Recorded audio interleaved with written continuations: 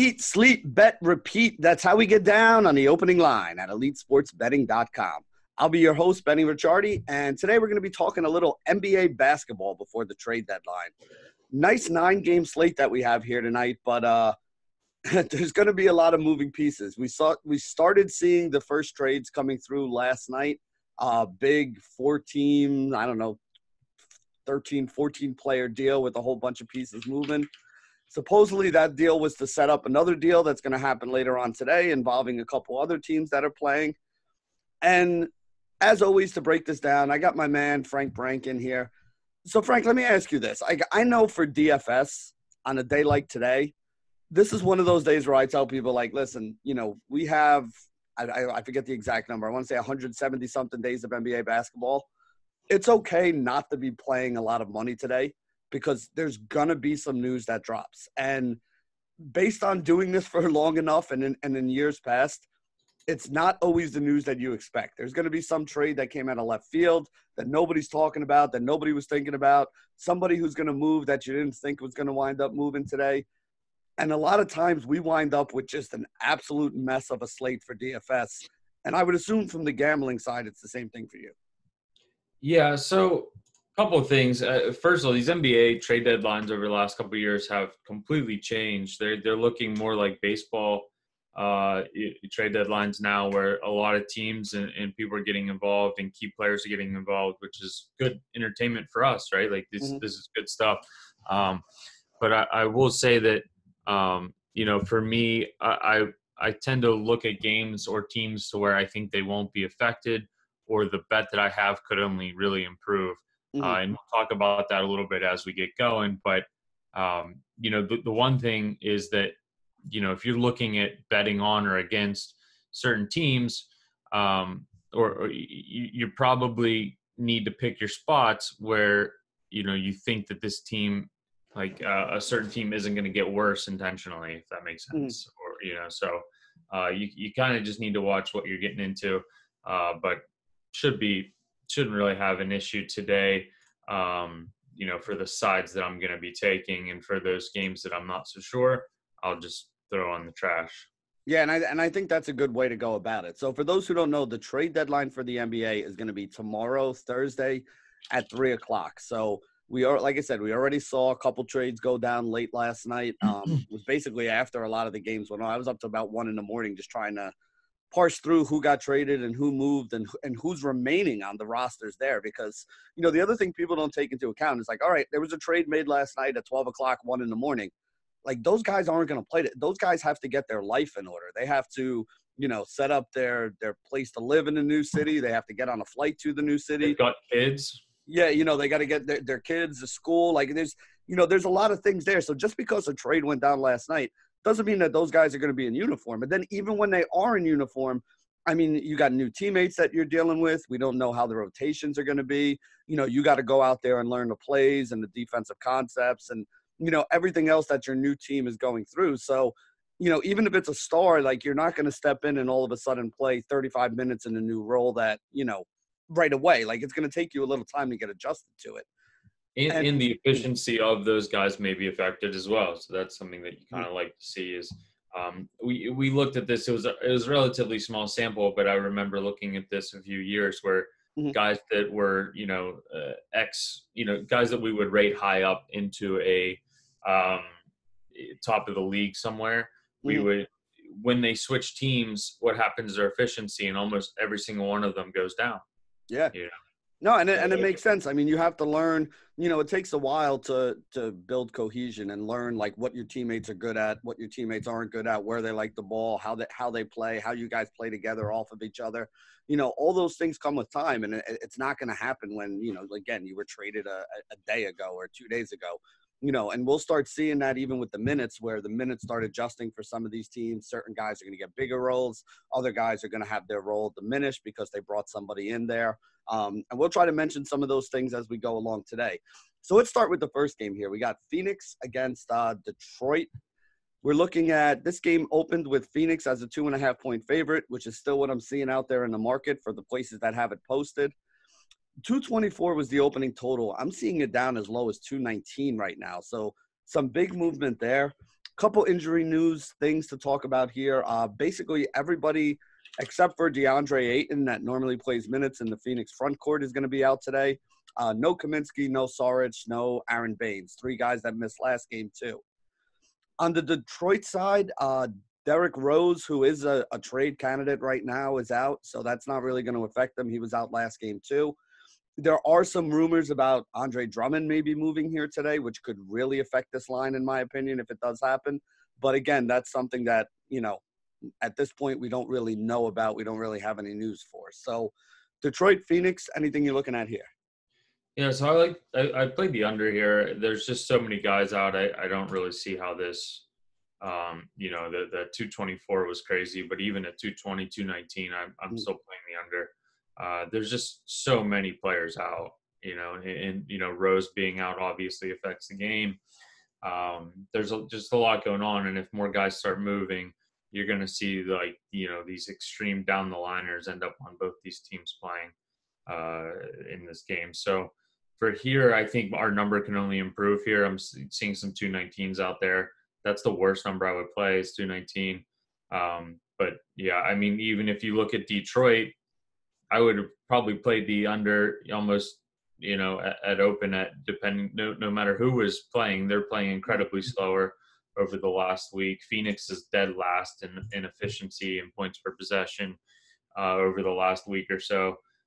So yeah, this movement is warranted, and it may keep going. I've got this closer to 218, but I don't even know if I can fully account for all of the stuff that's going on in this game. So you could even see this go 217, 216, I bet. Yeah, and I mean, Ricky Rubio, for some reason, is not 100% healthy right now. He's trying to fight through. I think he only played 19 minutes or so last game, and they wound up using guys like, I think, Javon Carter and Eli Akobo or something like that. So they're going to be less efficient, obviously, when you take a guy like Rubio and, replace him with basically D-League kind of players in there as well. And when you take the point guard off a team, that's always going to change the pace, something we talk about a lot here as well. So a lot of things that are pointing to the under being a thing here. And I think Vegas kind of realized that as well because they opened this game at 224. The places that it is up right now, I'm seeing it at 220, 219. So, they're already adjusting it downward. If you were lucky to get it at 224, congratulations. But most likely you're going to wind up around 220, 219. And even at there, I think Frank still likes it a little bit. So that's the first game on the slate for us here. The next one, 2 pretty good defensive, lower scoring teams, the Orlando Magic against the Boston Celtics. We do have some injury news that we got to deal with here. Kemba Walker, who missed the last game, listed as questionable. Marcus Smart, who missed the last game, also listed as questionable here. 211 total. Boston, 7.5-point favorite at the moment. They opened at 6. So that actually is moving up a little bit. I'm assuming because people think either Kemba and or Marcus Smart is going to wind up playing, even though they're listed as questionable. What's your take on that? Yeah, my numbers are everywhere on this game. It looks like we kind of lean towards the under, but with all the injuries, I'm just not really going to get involved here. I don't know who's going to play in Walker and Smart and Birch, and yeah, there's just too much going on. So with everything else on top of this, I think I'll just avoid this game in general. Yeah, I mean, and you never know. Boston is a team that's been rumored to be involved with basically every center that's been out there, which is why it was surprising that they didn't step up and get Capella yesterday in my eyes, because I didn't feel like they had to give up too much to bring in a Clint Capella. So that would have been a guy that kind of fit with what they need. Daniel Theis is going to be out for Boston as well, although Enes Kanter is back. So Kanter probably stepping in for bigger minutes, but I'm kind of on the same wavelength as Frank here. It's too much going on in this game. Two good defensive teams, 2 lower scoring teams. Just not anything that's really standing out to me. Next game, we got Indiana against Toronto. Toronto opened as a 6.5-point favorite. It's hanging out right around there. I'm seeing 6.5s in the market right now. 216 was the opening total. 216, 216.5 is what I'm seeing out there in the market. So pretty much dead on from what they opened the line at and what it's at now. Nothing really crazy in this game so far in terms of injury news or anything like that. Marc Gasol, but he's been out for a while. Norman Powell, he's been out for a while. TJ Warren on the Indiana side, but he's been out for a couple games too. So what are we looking at here, Indiana, Toronto?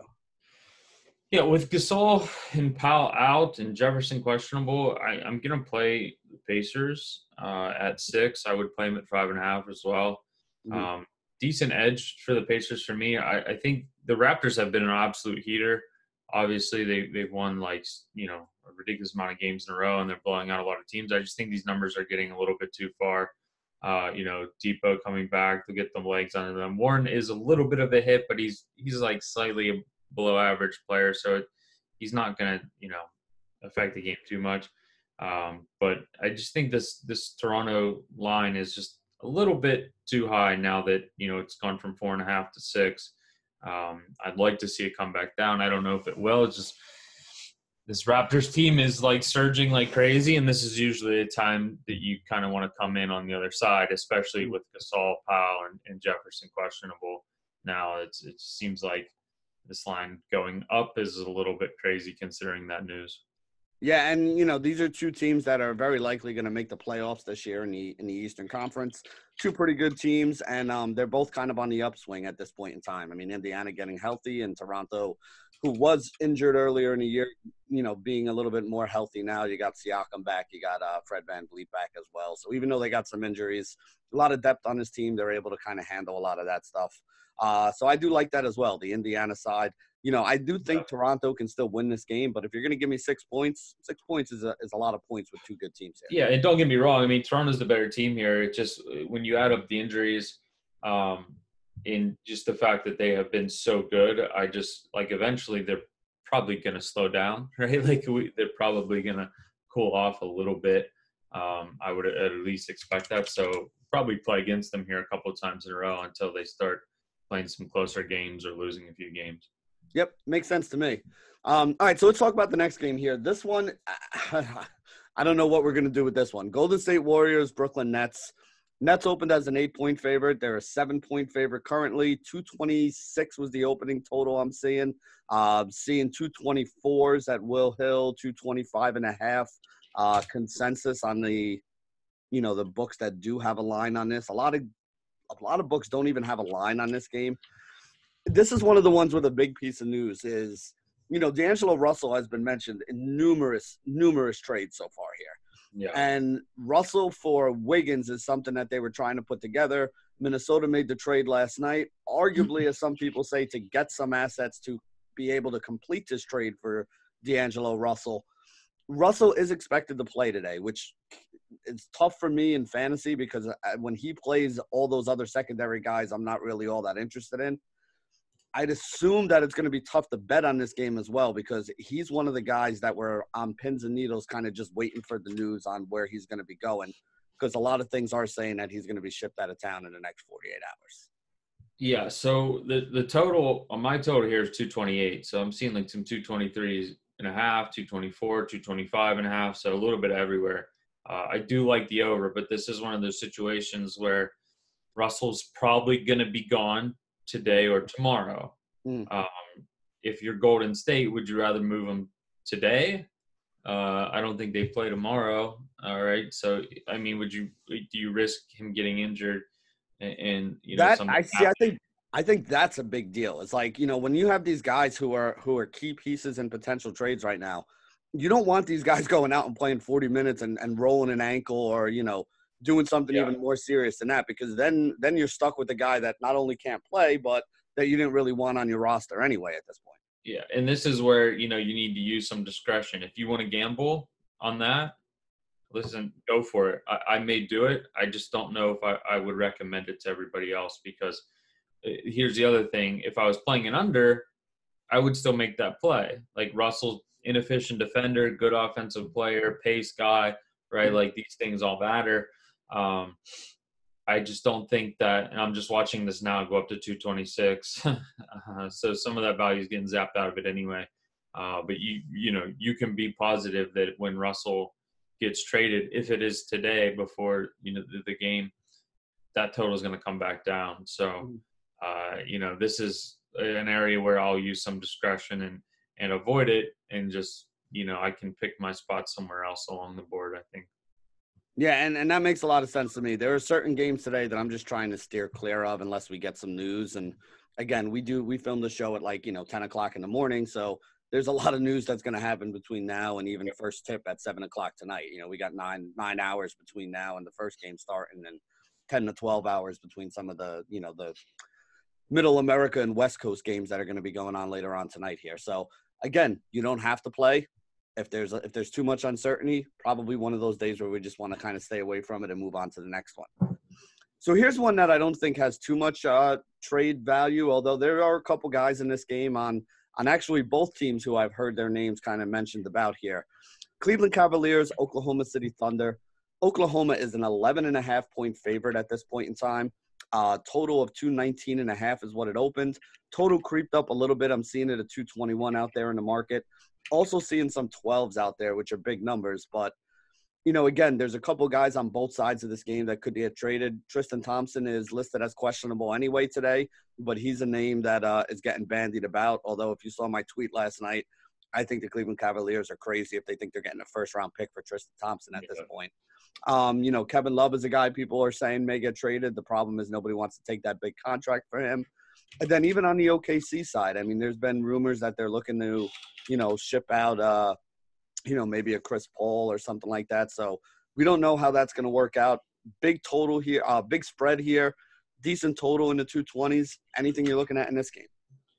Yeah, I thought I would have a play here as I've been betting on a lot of Cleveland games and betting on a lot of OKC games. It seems like I'm having a little bit of an edge there, but for some reason I'm getting 12.5, 220.5, so nothing on that end. Plus you factor in if Thompson is out, that, you know, he's a huge under player, so the total is going to go up a bit. So even my little bit of an edge there is going to be evaporated if Thompson's rolled out here. In you know, touch on that, like we're seeing Kevin Love just, you know, his efficiency isn't good anymore, right? Like, and he's got this big contract. Thompson, who was, you know, a useful defensive player at one time, you know, he's not anymore. I mean, he's a bad defensive player. He's a bad offensive player. You could say motivation or whatever, but like if you're trading for him, who's doing that? You know, I don't think anyone needs to trade for him. He's probably going to be off the team regardless at some point, or you're just going to get him for nothing, right? Like someone's going to have to pay him, right, eventually. So, yeah, I just no edge here anyway. But you know, Cleveland, the day LeBron left, all these guys should have been out with them, right? Like this team was going to be bad without LeBron, and they held on to all these contracts and all these guys, and now they're screwed. Yeah, that's exactly why Kyrie wanted out of town once he knew what was going on and saw the writing on the wall. He didn't want to be stuck in a crappy situation in a you know, crappy town in Middle America. So, you know, that's kind of the way I've been in Cleveland. God, I hate that place so much. Sorry. I'm from Pittsburgh, so yeah. I'm not that far away actually. I don't have nice things to say about Cleveland. I was gonna say Pittsburgh's actually a fun town though. I mean, you know, the Flatiron steaks everywhere there are always good. That was my favorite thing about going to Pittsburgh. I basically ate steak for like 4 straight days when I was there on a conference. It was awesome. Yeah. All right, so let's go to the next game here. We got Atlanta, Minnesota. This is one of the ones that's a little bit crazy here today. There are no less than 12 guys on both of these rosters right now, if I counted it right this morning, that are either traded, injured, questionable. Atlanta is one of those teams that had a ton of injuries on their team. You know, Bembry, Alex Len, Bruno Fernando is still listed as questionable. DeAndre Hunter still listed as questionable. And then you go over to the other side. Minnesota was involved in that big, you know, 13, 14-player, 4-team trade. From what I can gather, I think there's only going to be 8 guys on the Minnesota team that are suited up. And that's if they don't wind up pulling off a Wiggins trade at some point today, which would basically mean that they're going to either have to have open tryouts or bring their entire D-League team up just to be able to kind of field the team tonight. So you're going to see a lot of these names in my article for the cash game play today, because you got a whole bunch of these $3,500 guys that are going to be forced to play 25, 30 minutes. Trading Shabazz Napier, you're probably going to get Jared Culver as their point guard. They basically traded away, you know, 3/5 of their front court right now. They got rid of – who they got rid of yesterday? Noah Vonleh. They got rid of Robert Covington. And there was one other guy as well that was part of that trade. Yeah, and Jordan Bell as well. So 3 guys in their front court there, which basically just leaves you with, like, you know, Gorgie Dang and Karl Anthony Towns. And I don't even know who the other guy that they have in there is. Naz Reid, I think, from LSU is the other one. So there's a lot of moving parts in this game, but it also happens to be one of the biggest totals on the board here today. I mean, we're looking at 237 at the moment. It opened at 235, so that's even up a little bit. Minnesota, who hasn't won a game with Karl Anthony Towns playing since frickin' Thanksgiving, which is the craziest stat in my mind to see, almost, a month and a half, almost 2 months after it.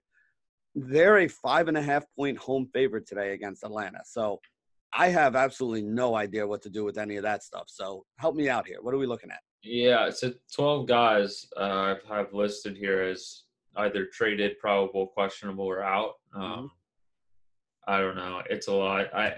If anything, I would maybe just take a flyer and play Atlanta just because all the moving pieces. I have the game at 239, which is, would be playable at this 237 number, but I just can't. I can't do it. There's just too much going on, and like you said, I don't know what the rotation's going to be. I don't know who's getting these minutes. Like you said, they could end up with 7 guys here. It's just not. They have to have guys at the ready, right? Like, hurry up! You're going to be on a plane here at noon. I would assume, like I said, I would assume half their D-League team, anybody who's got a 2-way contract or anybody whose contract they can call up for 10 days. If not, if you live in the Minnesota area, maybe you should go hang. If you're a baller, go hang out.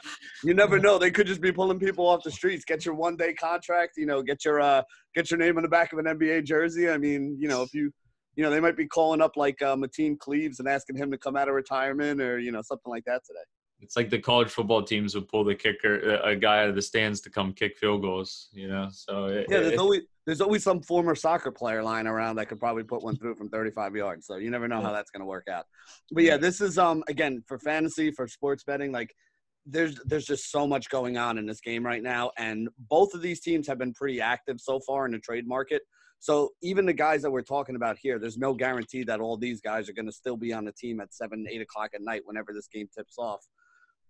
Again, I'm probably staying away from this one. In fantasy, I'm definitely going to have some pieces because all these guys are cheap. But on the sports betting side, I just don't see any reason to go ahead and hop in and get involved in this one.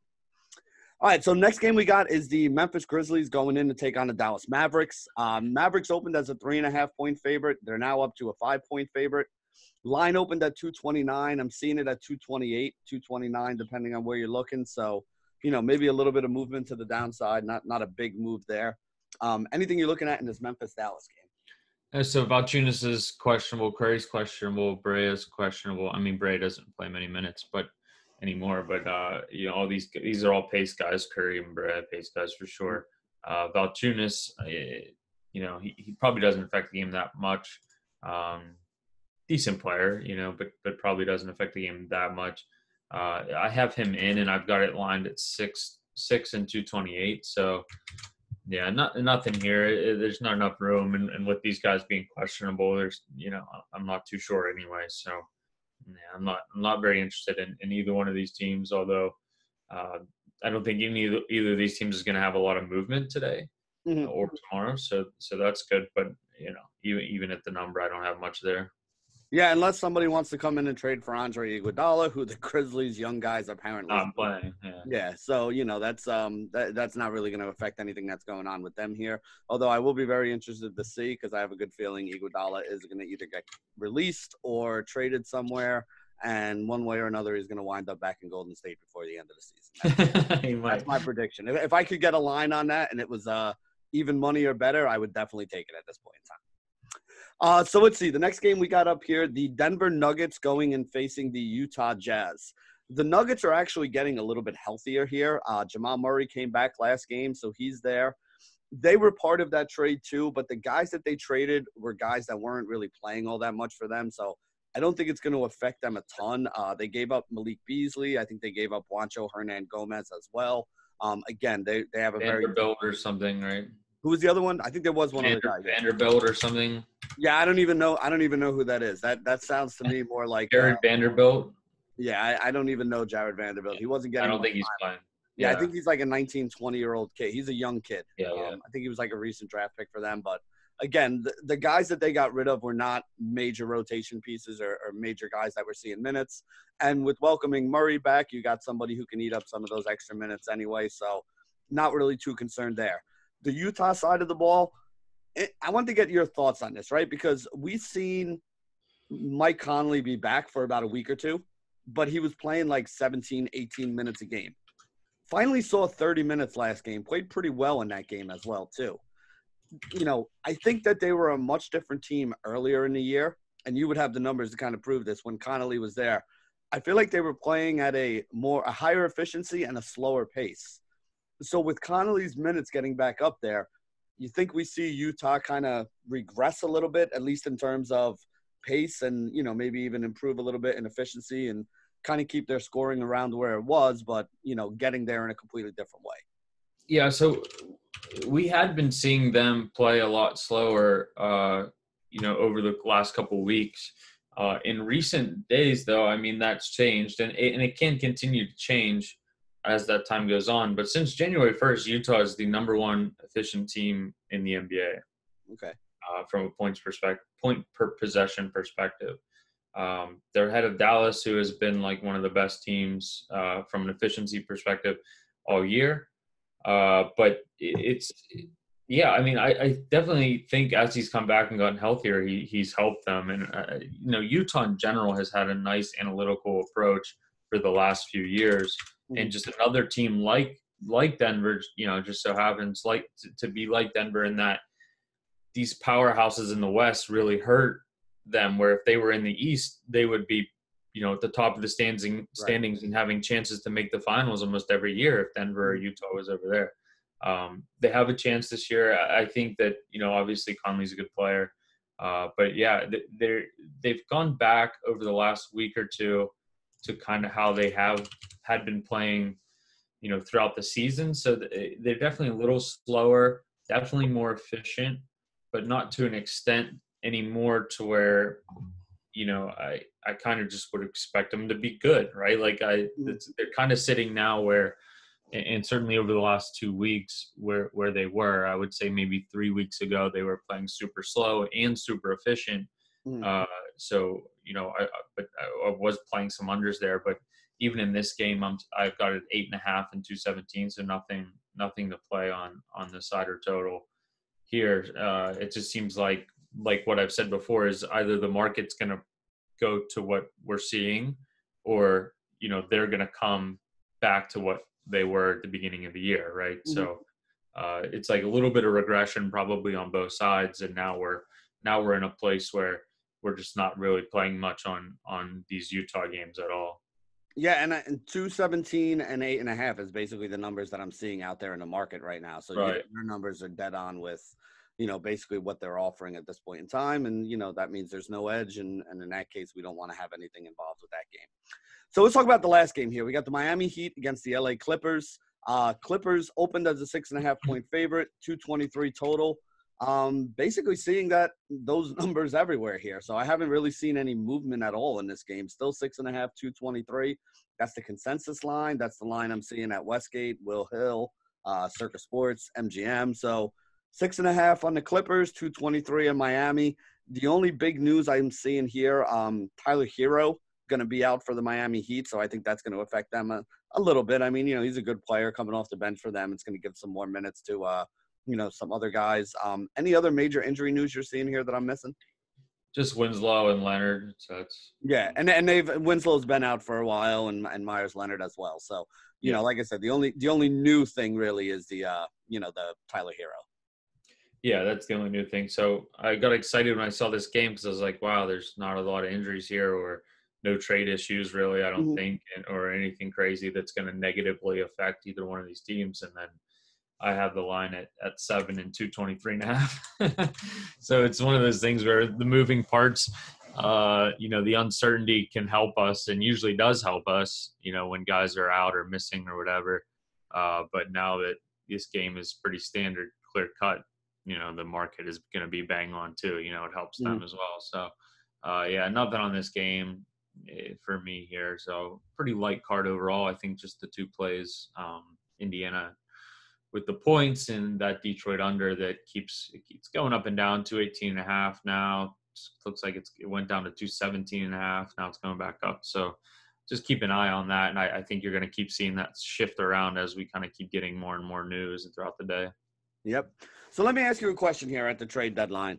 If we're looking at any futures for the rest of the season here, do you think there's anybody – now, again, this is probably a better question for us to get into next time we get here because then we'll have all this information. But, if you had to put a bet in on something right now, is there anybody that you think people are sleeping on that could wind up, winning the Eastern Conference or, winning the championship overall? The West is a little bit tough because it's basically a crapshoot with a lot of the good teams over there. So the East is a little bit easier if you're going to, in my opinion at least, if you're going to try to put a bet on somebody and get something down. I think, if you have a strong opinion, you got a better chance of that strong opinion paying off on that side of it. But anything that you'd be looking at in terms of futures right now, can we find any value there today?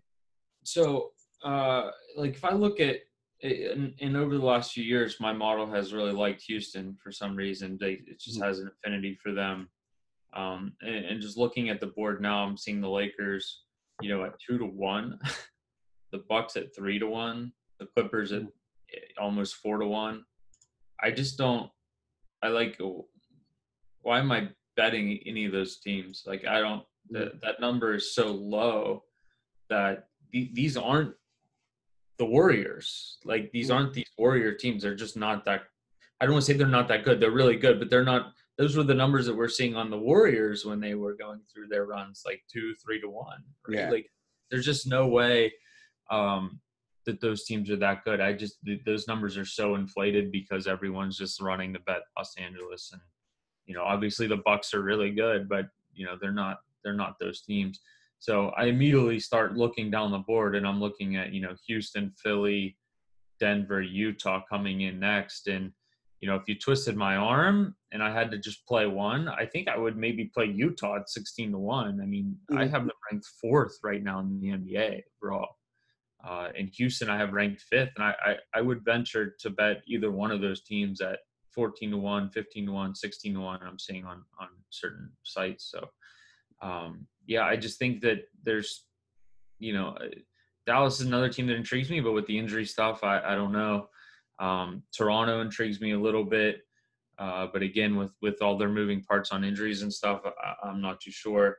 But even if you look to just a bet Western Conference, a winner here, Houston 7-1, Utah 9-1. I think there's a good chance one of those two teams is in the finals, the Western Conference Finals. So then you're maybe talking about them having maybe plus 200 or something against the Lakers or Clippers. So I think I don't think it's going to be Lakers Clippers. The odds are that it's not going to be. So I think you can snipe off a team further back like Houston that I think got better yesterday. Their future got worse, but I think their team got better yesterday with Covington coming in, and I think they can make Jordan Bell, Clint Capella. I think with good coaching and a good system, Capella's really good. He's the switch between Covington and Capella is probably about a push, but I think Bell can fill a role for them and get help with the guys like Harden and Russ. They're going to be driving and dishing off to him. I think he can keep his head a little bit lower on that team and hide a little bit and be more efficient in the right system. We've seen him be pretty good with the Warriors, and now he's regressed pretty badly. So I think he'll improve. So, if Utah ends up in a trade here, today or tomorrow, at 16-1, I mean, this is one of the best teams in the NBA, and they're getting better. That's the one thing too, is Houston is so roller coaster up and down. Like I said, over the last month, Utah's the most efficient team in the NBA. Yep. In the NBA over a month. It's not a week span, right? It's still a small sample, but a month's time, they're the most efficient team in the NBA. So I think they've been, these Denver teams, the Utah teams, I think they've been undervalued for the last few years because of the Rockets, because of the Warriors, and now because of the Lakers. Yeah, and last year, Denver made that big run last year to make it all the way there. So, kind of build on what you're saying is everybody was like, oh, Warriors, Rockets, this and that. And, at the end of the day, you had a team that a lot of people didn't think of. And if you get them to the Western Conference Finals. At the very least, you get some hedge opportunities in those games there. Exactly. And I think one of those two teams are going to make it to the Western Conference Finals. And then you're talking about, an opportunity to hedge off. They might be plus 200 or something against a given, a Lakers or a Clippers team. But, you have some ability to at least, like double your money there, whatever you put into that future. I'll personally maybe wait till the finals because then I can simulate the whole thing. And, I'm probably still going to like them compared to the market. But if you were looking to get in now, I'm not so sure the Rockets are done. I'm not so sure that Utah doesn't do something. So, the Rockets have already been linked to a couple other big guys coming in, like Taj Gibson for the Knicks, and I think there were a couple other names thrown around out there. So, yeah, I would say that they're not done. And Utah's been a team where they're talking about adding, adding another forward, maybe somebody that could take some of the minutes that, like a Royce O'Neal's been playing or something like that. If they can get, a little bit of an upgrade there, I think that would be good for them. The only downside, obviously, right now is they're both sitting 4-5, so they could play each other. So it's just, the odds of them finishing 4-5 are probably pretty low, but he could end, and that might be why I wait, is because they might end up playing each other instead of, if one of them were to move up to the 3 or move back to the 6, then they, then they would meet maybe in the next round. But I still think just one of them. I think both of them are going to continue going around. I think they'll pass Denver at some point. Both these teams might be 3-4, in the West by the end of it. So then you're looking at, having a good chance to get down towards the finals for them. All right, so there you go. We broke down all the games today, talked a little bit about trades, and even threw in some futures talk for you guys at the end here. So for Frank, this is Benny signing off for another episode of The Opening Line at EliteSportsBetting.com.